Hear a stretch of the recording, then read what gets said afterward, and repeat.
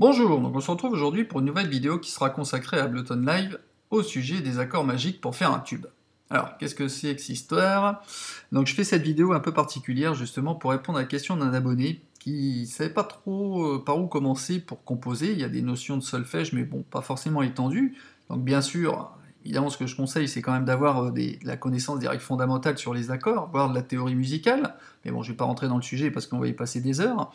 Mais dans l'essentiel de ce tuto, ça va être vous montrer certaines recherches qui ont pu être faites par des statisticiens, des analystes ou des musiciens qui ont pu remarquer que les titres à succès font bien souvent appel aux mêmes accords, tout simplement, à tel point qu'ils sont souvent à la limite du plagiat par rapport à un autre titre. Alors comment expliquer cette réalité? En fait c'est tout simple dans le principe, c'est que nos oreilles elles entendent certaines harmonies, et que tout simplement, en fait, il y a des accords qui nous font plus vibrer que d'autres. Et bien souvent, ce sont les accords les plus simples. Et souvent, ceci à notre insu.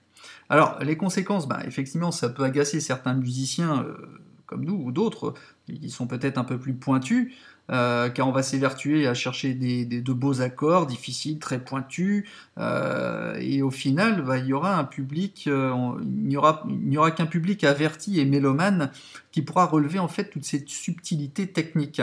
Et effectivement, ça peut être énervant. Je vais citer un exemple. Je vais prendre par exemple un exemple flagrant que vous avez peut-être déjà rencontré. Vous êtes content, vous avez fait votre composition, vous l'avez fait écouter à madame ou aux enfants si vous en avez, ou à des amis, et ils me disent ouais c'est bien, mais ils préfèrent chanter ou fredonner la dernière musique de Brun. Alors excusez-moi le terme, c'est un terme du Nord qui veut dire de merde entre guillemets pour pas être familier, mais bon, donc c'est vrai qu'ils préfèrent écouter les musiques de Brun et puis qui passent à la radio et qui vont garder dans la tête toute la journée. Eh bien, c'est ça le secret. Enfin, en tout cas, ça c'est une de mes convictions, que vous pouvez partager ou non, mais donc ma conviction c'est non pas de faire de la musique de Brun, mais c'est que effectivement les mêmes accords ils reviennent très souvent et ils répondent à des harmonies toutes simples que nos oreilles apprécient plus particulièrement. D'ailleurs, je vais vous citer un autre exemple. Moi, j'adore fredonner des petites musiques de Brun justement à mes collègues le matin, et qui inconsciemment en fait ils vont la rechanter toute la journée, alors qu'ils détestent cette musique. C'est en quelque sorte une sorte de conditionnement, si je puis dire.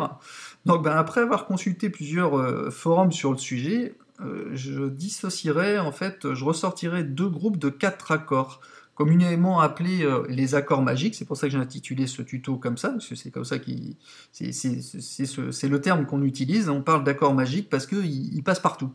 Et je les aurais adaptés à 2 courants musicaux, c'est-à-dire un qui sera plutôt consacré à la pop, la variété, voire du romantique, où on dégagera donc la note ici, donc le mi, le si, le do dièse mineur et le la.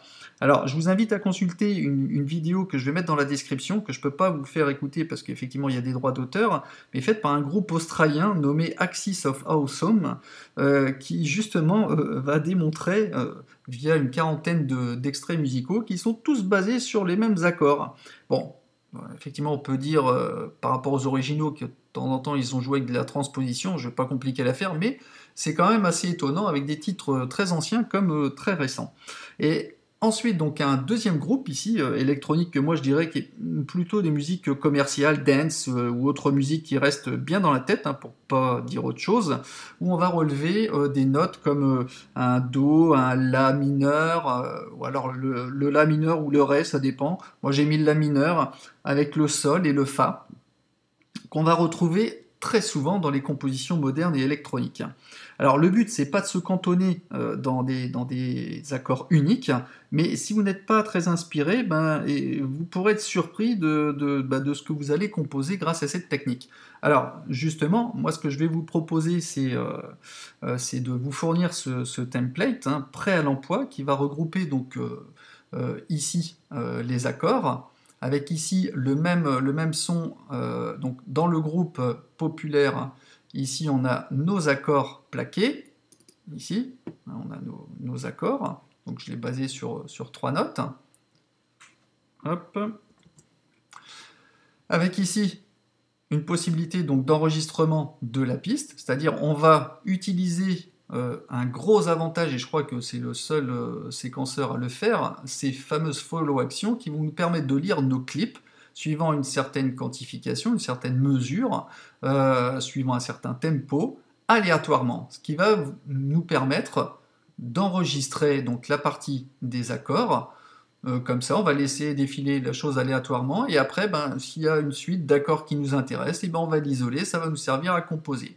Alors, cette partie-ci et cette partie-ci, c'est la même, sauf qu'ici, j'ai ajouté, donc ici vous avez un piano, un grand piano, ici vous avez le même avec un arpégiateur, pour faire, justement, au lieu de s'embêter à les jouer nous-mêmes, autant mettre un arpégiateur, il va le faire pour nous, d'autant plus qu'on pourra les jouer sur le rate, sur la vitesse.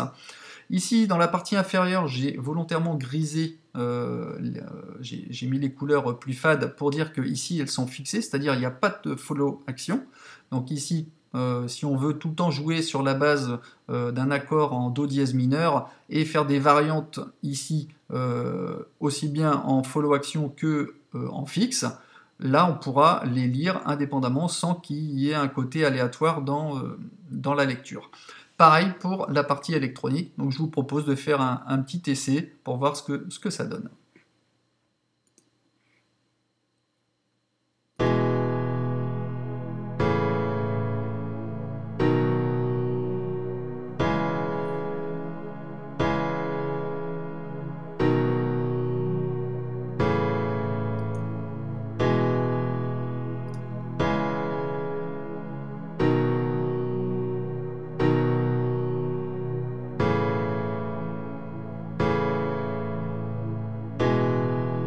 Bon, je fais stop, on arrête tout, et là vous voyez que j'ai armé ma piste en enregistrement, j'ai désactivé l'écoute pour pas qu'il y ait de retour, elle est affectée donc à ma piste corde 1, c'est-à-dire celle-ci, et là vous voyez que tous mes accords ont été joués, donc aléatoirement. Donc après, libre à vous d'isoler une séquence d'accords qui vous plaît, et puis de la garder dans votre clip, tout simplement.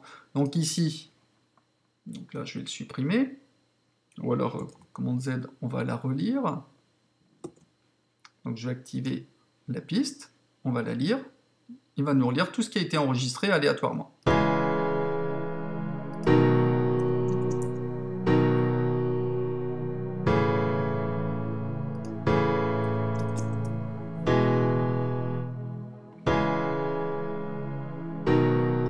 Etc., etc. Là, j'en profite pour ajuster le volume par rapport à l'enregistrement, donc ça c'est bon. Ok, donc là, voilà, on a fait une suite d'accords. On peut faire la même chose ici par rapport aux notes, donc aux accords, mais sur lesquels j'ai mis un arpégiateur. Donc là, je vais redésactiver, activer la piste en enregistrement.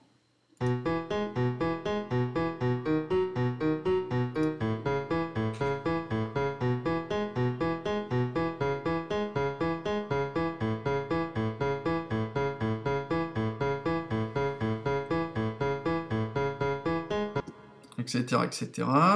On arrête tout, on double-clique. Là, on récupère toutes nos notes, ici, toutes les notes qui ont été jouées et arpégiées. On peut les relire. Ici, j'active la lecture.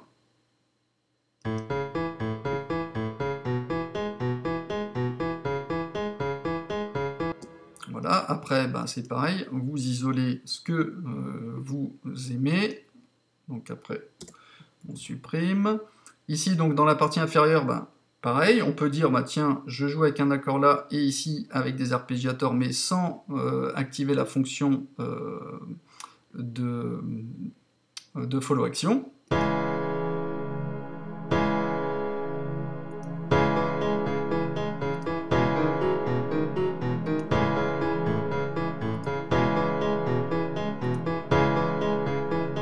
Voilà, ça vous permet de le faire manuellement, vous changez ce que vous souhaitez.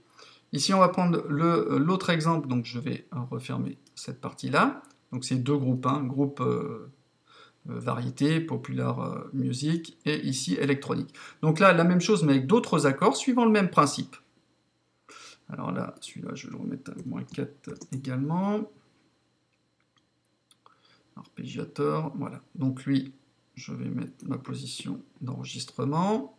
Alors veillez bien à ce que ça reste désactivé pendant l'enregistrement, sinon vous allez avoir un retour sonore. C'est parti pour la lecture aléatoire.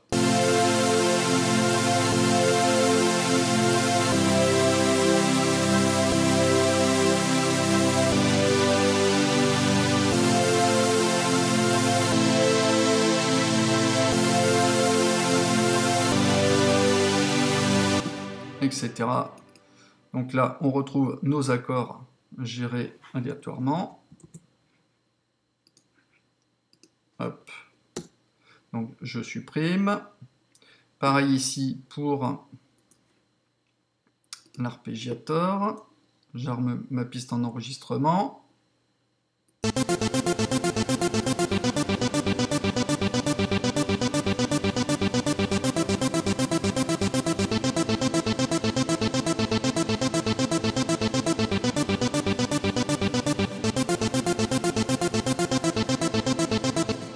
Etc. On arrête. Je remets en lecture. On clique. Donc là, vous voyez qu'il y a plein de notes qui ont été générées.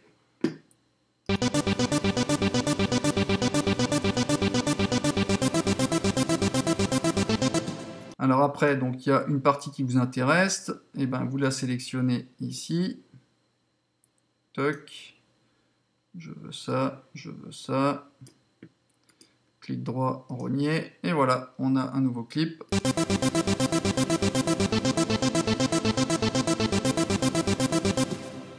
Voilà, donc on supprime ça, et là pareil, avec des valeurs fixes.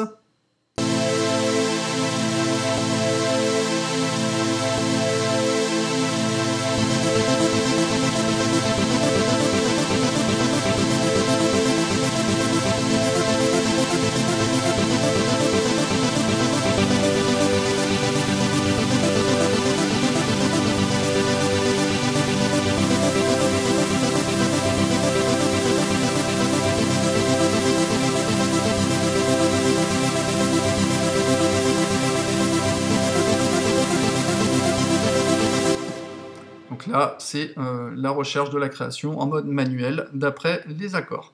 Voilà, bon bah c'est à peu près tout pour ce tuto. J'espère que ça aura éclairé l'abonné qui m'a posé la question, et que bah, ça vous donnera quelques sources d'inspiration si vous êtes un peu limité dans les gammes, dans les accords. Ben voilà, vous avez deux thèmes, ici plutôt les accords qu'on retrouve le plus souvent dans la variété pop, et ici plutôt dans les musiques tendances électroniques, voire les autres musiques qui nous restent bien dans la tête. Bon, ben, c'en est tout pour ce tuto, j'espère qu'il vous a fait plaisir, n'hésitez pas à me laisser des commentaires, et je vous dis à bientôt. Allez, ciao!